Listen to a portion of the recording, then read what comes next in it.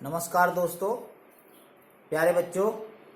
ये वीडियो शुरू करने से पहले प्लीज़ ये चैनल सब्सक्राइब करें और बेल आइकन दबाएं और वीडियो समाप्त होने के टाइम पर उसको शेयर ज़रूर करें, लाइक करें अगर आपको पसंद आता है तो मैं ये वीडियो पहले लेसन का ही ये एक पार्ट है 12वीं क्लास का विश्व राजनीति, समकालीन विश्व राजनीति का पहला पार्ट शीत युद्ध का दौर।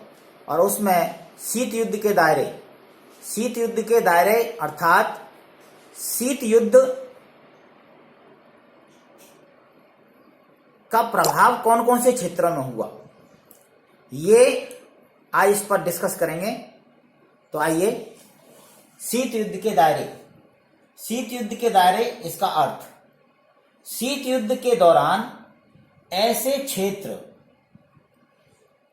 जहां विरोधी खेमों या ग्रुपों में बटे देशों के बीच संकट आए, छोटे छोटे युद्ध हुए या युद्ध की संभावना बनी, लेकिन बात हद से ज्यादा नहीं बढ़ी और विश्व परमाणु युद्ध से बचा रहा, तीसरे विश्व युद्ध से बचा रहा। आप ऐसे भी लिख सकते हैं, जरूरी नहीं जो मैंने पूरी लैंग्वेज लिखवाई है उसी तरह, लेकिन पूरा बातें आनी चाहिए। आप अपने शब्दों में भी लिख सकते हैं। मुख्य बात यह है कि सारी बातें उसमें आनी चाहिए कि शीत युद्ध के दायरे का अर्थ क्या है।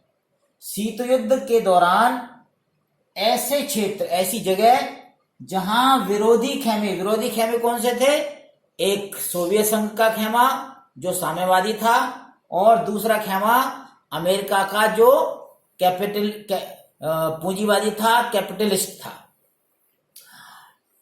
वो जो उन खेमों में बटे हुए देशों के बीच जो संकट आए, छोटे छोटे युद्ध हुए और या युद्ध की संभावना बनी, लेकिन बात हद से ज्यादा नहीं बढ़ी। विश्व परमाणु युद्ध से या तृतीय विश्व युद्ध से बचा रहा, इसको हम कहते हैं। इन चीजों को हम शीत युद्ध के दायरे में, यानी कि शीत युद्ध के जो दायरे हैं, दायरा कितना था, उसका दायरा मतलब उसका क्षेत्रफल, इसका क्षेत्र कहां का था। तो शीत युद्ध के दौरान हुए संघर्ष, पहला संघर्ष आप कोरिया युद्ध। कोरिया में जो उत्तरी कोरिया का जो क्षेत्र था द्वितीय विश्व युद्ध के बाद, वो क्षेत्र आया प्रभाव में किसके? सोवियत संघ के प्रभाव में। और दक्षिणी कोरिया जो था, दक्षिणी कोरिया, ये आप देखेंगे, ये कोरिया प्रायद्वीप है, ये छोटा सा। तो उत्तरी कोरिया अर्थात ये वाला उत्तरी कोरिया, ये सोवियत संघ के प्रभाव में आया। और ये साउथ कोरिया आपको दिख रहा होगा, ये साउथ कोरिया आया किसके प्रभाव में? अमेरिका पूंजीवादी व्यवस्था वाले देशों के प्रभाव में। और यहां पर युद्ध होता रहा कई साल तक, 1950 से 1953 तक ये युद्ध चला।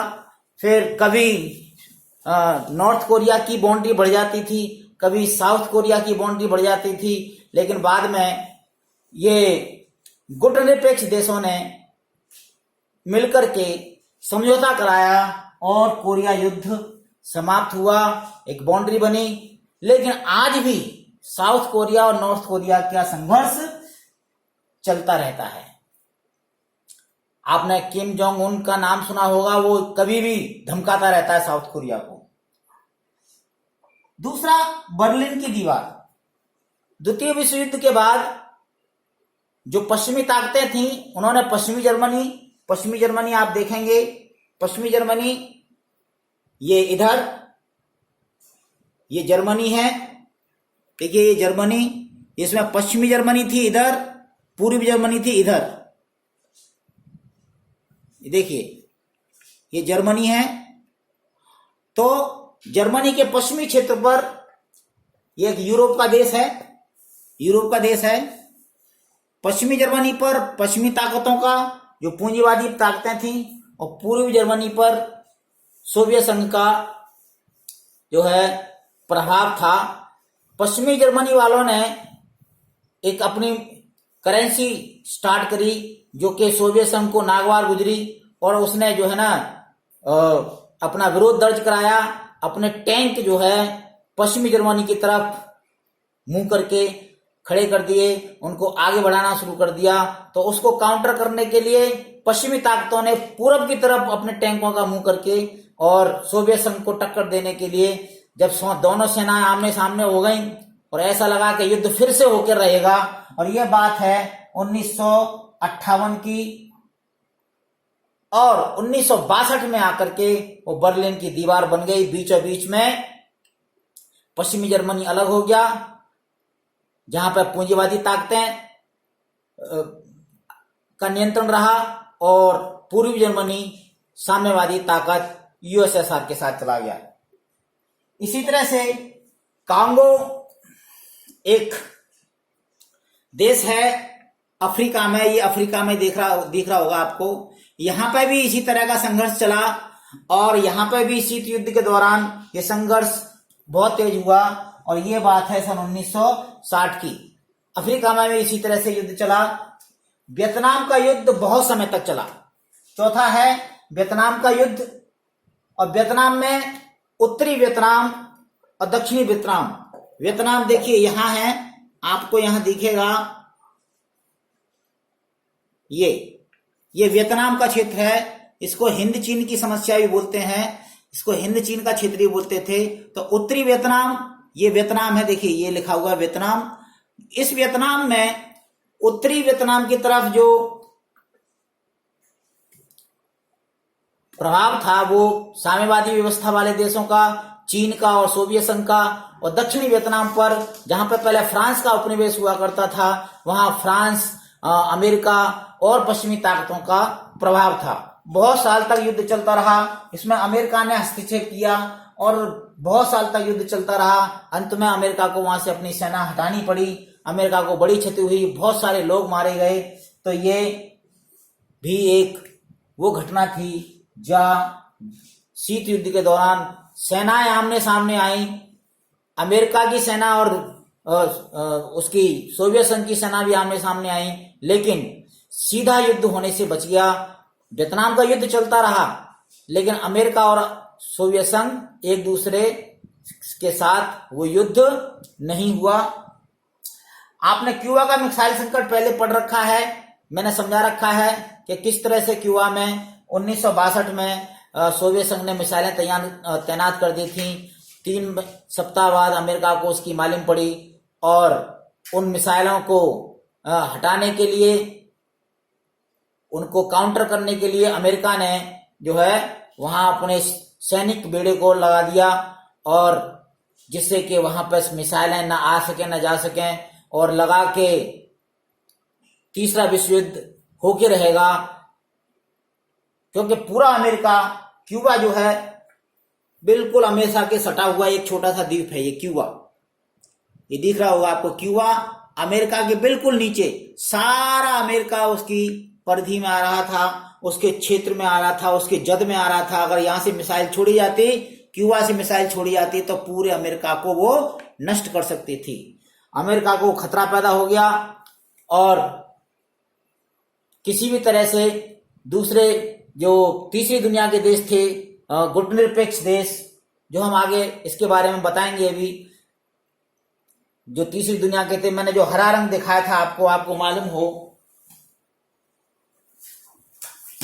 ये जो हरे रंग के जो देश हैं आप देखेंगे, इन देशों ने मिलकर के और इस युद्ध को, क्यूबा के मिसाइल संकट को, ये जो देश हैं, ये गुटनिरपेक्ष आंदोलन वाले देश हैं, इन्होंने इस समस्या को हल करने में बड़ी महत्वपूर्ण भूमिका अदा की। इसी तरह से अफगानिस्तान में नजीबुल्लाह की सरकार थी, उसमें सोवियत संघ का हस्तक्षेप हुआ, और सोवियत संघ के हस्तक्षेप को काउंटर करने के लिए अमेरिका ने पाकिस्तान के माध्यम से वहां पर गोरिल्ला युद्ध, तालिबानों को और कई सारे आतंकवादी संगठनों को जो ना अपनी अपनी सेना भी भेजी और वहां पर समर्थन दिया। ये आतंकवाद भी अमेरिका की देन है, इसीलिए कहा जाता है। और उसी के बाद से आपके तालिबानी और अलकायदा और तमाम दुनिया के जो है ना आतंकवादी संगठन पनपे। और इसके अलावा और बहुत सारे वो क्षेत्र हैं, वो जो घटनाएं हैं, वो आपकी इस किताब में पेज नंबर 8 पर लिखी हुई हैं कि कौन कौन से और जो है ना घटनाएं हुई, कौन कौन सी, ये पूरा घटनाक्रम लिखा हुआ है। तो आपको 4 नंबर का अगर आता है तो 4 नंबर के में 2 नंबर का ये होगा, 2 इसमें से कोई सी लिख दो। 6 नंबर का आता है तो 2 नंबर का ये होगा, या 4 नंबर का होगा तो 4 घटना लिख दो।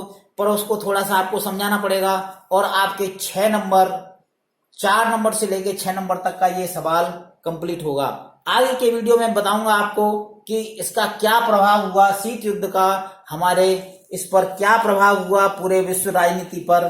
तो अगर आपको ये वीडियो पसंद आया हो तो इसको लाइक करें और शेयर करें।